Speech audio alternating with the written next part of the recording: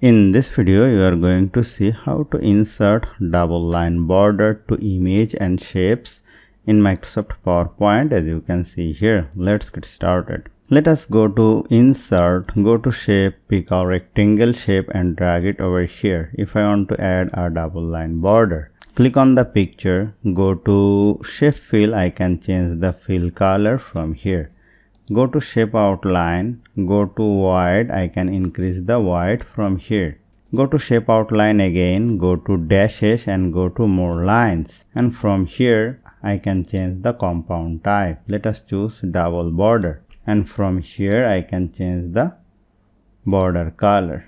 Even I can change the border white. If I want to add it in the picture, go to insert, go to picture, this device. Let us choose this picture. Let me decrease its size, click on it, go to picture format, go to picture border, add a border, go to picture border, go to dashes, go to more lines.